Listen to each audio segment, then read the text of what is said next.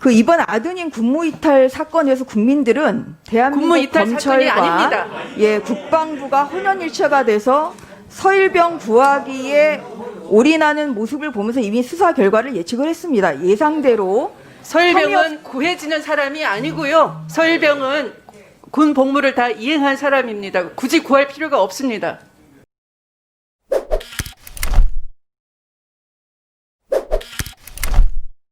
수고하셨습니다. 다음은 존경하는 전주혜 위원님 질의해 주시기 바랍니다.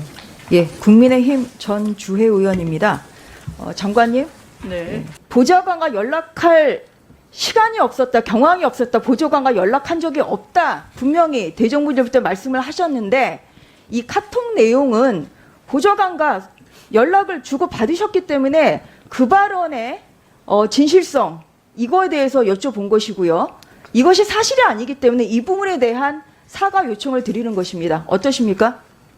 제가 그 카톡에 이런 문자가 있다는 것은 이 휴대폰이 포렌식이 돼서 나와서 아는 것일 뿐이고 그걸 기억하지 못합니다. 예, 그걸 기억하지 못한다고 하고 그걸 보면 그 보좌관에게 전화번호를 전달했다고 돼 있지만 거기 보시면 지원 장교님이라고 돼 있어요. 만약에 제가 직접 아는 사람의 전화번호를 제가 직접 지시 차원에서 전달했다면 여기에 전화번호가 지원 장교나 뭐 대위 이렇게 돼 있겠지 님자를 안 붙이겠죠. 이것은 아들에게 받은 것을 아들이 질의가 있기 때문에 이 정도로 정리하겠습니다. 그러면 또 뒤에 보시면 맥락을 다 보시면 아들이랑 연락을 취해 주세요 돼 있지. 보좌관 보고 제가 지시한 게 아니잖아요. 예, 알겠습니다. 그리고 보좌관이 스스로 그 뒤에도 보시면 보좌관이 한 번 더 연장해 달라고 요청해 놓은 상황입니다. 이렇게 답변이 와요. 그러면 제가 지시를 했었다면 단문자에서 지시 이행했습니다. 이렇게 문자가 와야 되겠죠. 그러나 그게 아니고 스스로 한 번 더 연장해 달라고 요청을 했다. 이렇게 답하니까 제가 지시를 한 것이 아니라는 걸 도로 명확하게 알 수 있는 문자들이죠. 장관님, 지금 여기는 진실의 자리이지 해명의 자리가 아닙니다. 장관님 말씀의 취지는 그러나 왜곡의 자리도 아닙니다.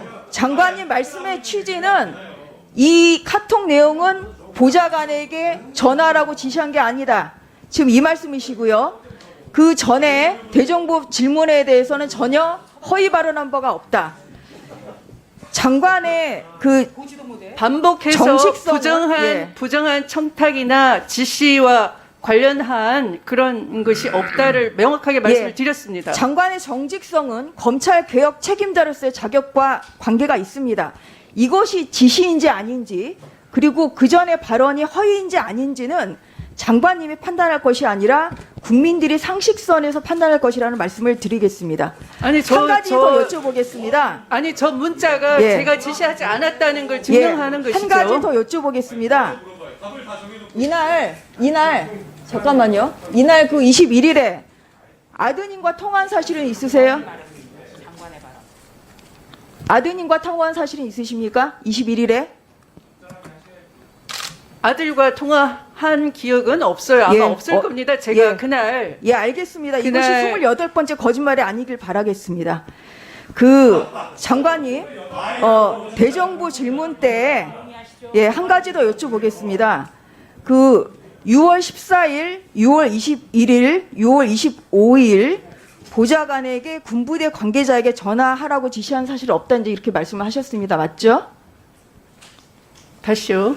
6월 14일, 6월 21일, 6월 25일 보좌관에게 군부대 관계자에게 전화라고 지시한 사실이 없다 이렇게 말씀하셨죠? 네.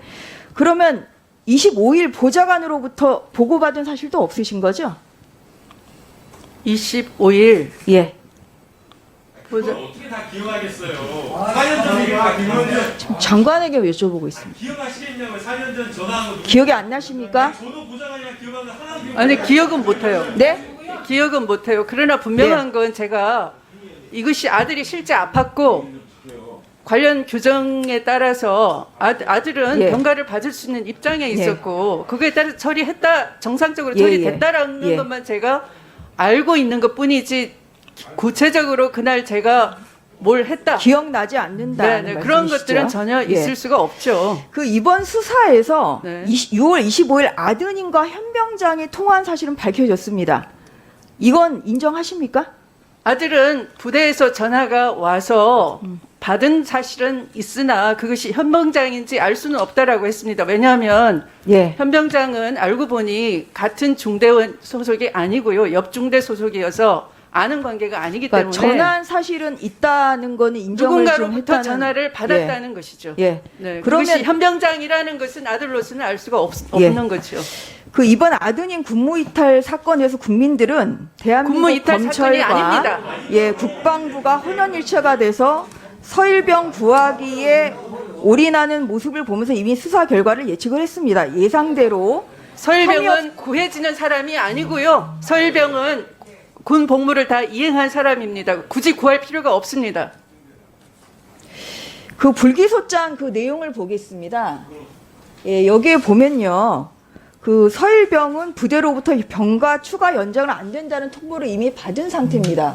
그리고 보면 그 사이에 이렇게 카톡으로 장관님이 보좌관에게 지원 장교의 핸드폰 번호를 줍니다. 그 다음에 보좌관이 지원 장교에게 병가 추가 연장 문의를 물어봅니다. 바로 이것이 청탁의 소지가 있다는 것입니다. 예, 그런데 이런 부분에 대해서 수사가 잘 안 돼 있고요. 법령을 보겠습니다. 법령을 예. 위반해서 그 다음에 그 다음 할 수 없는 일을 하게 해야 청탁인 거죠. 그다음에 이제 장관님 이것이 다 모두 공정하다고 말씀하시는데요. 이 장기 병가자의 경우를 조사를 검토를 해보니까 아드님과 같은 이런 추벽 증후군은 한 명도 없고요. 발목 인대 수술, 이런 것도 있습니다. 이런 점도 다시 한번 말씀드리겠습니다. 저 위원장님. 네, 수고하셨습니다.